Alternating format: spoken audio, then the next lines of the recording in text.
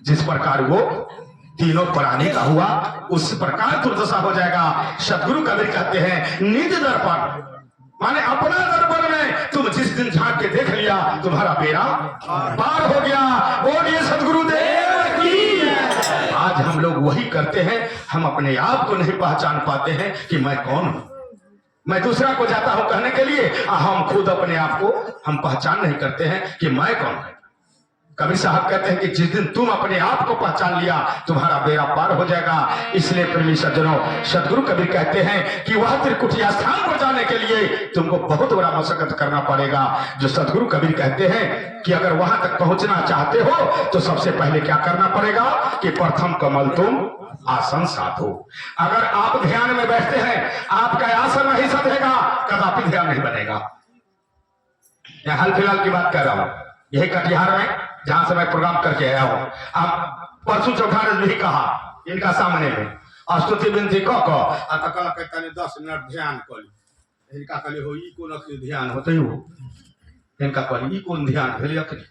आंख मूल लेके सब आंख मूल के बैठल हम दू आदमी रही तक छी, तीनों आदमी हम तीनों आदमी रही बैठल तक छी आ सब आंख मूल ले आ 10 मिनट बैठल आ बस चुप। हम कहले ई कौन ध्यान हुआ। बाद में पूछे एक आदमी से, अच्छा ही बताइए अभी जो आप ध्यान में बैठे हुए थे मालिक से दर्शन हुआ? सच बताइएगा, गलत नहीं। तनो दर्शन तो नहीं भेल, लेकिन थोड़ा सा शांति मिले, कुछ न शांति मिलेगा काहे। तो सदगुरु कबीर कहते हैं कि अगर दुआ ध्यान करना चाहते हो तो सबसे प्रथम कमल तुम आसन साधो। आसन को साधना पड़ेगा। साहब कहते हैं दूजे सुर उलट कर बोधो, तीजे तरबनी धरा ध्यान, चौथे चंद मिलावो भान, पांचवें पंच तत्व को शोधो, छठवें छह चक्र को वेदो, सतवें सतगुरु ध्यान लगाओ, आठवें नींद हार घटाओ, नौवें नाम साहेब को लीजिए, तब 10वें 10 द्वार रोका।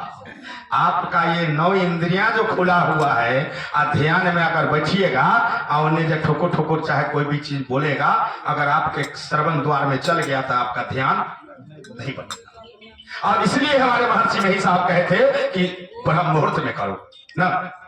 कहे थे कि ब्रह्म मुहूर्त में, यानी ब्रह्म मुहूर्त का मतलब होता है 3:30 बजे और 5:30 बजे के बीच में अगर तुम ध्यान करते हो उस समय में एक कौवा भी नहीं बोलता। ये सत्य बात है। साहब कहते हैं कि 10वें 10 द्वार रोकाओ, 11 चमको गगन चढ़ाओ। गगन कहते हैं आकाश को।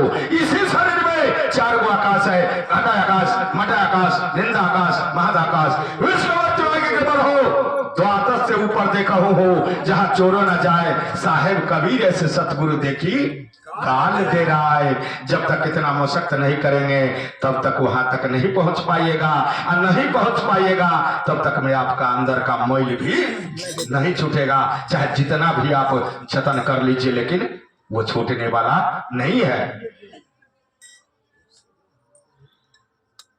हाँ, सजा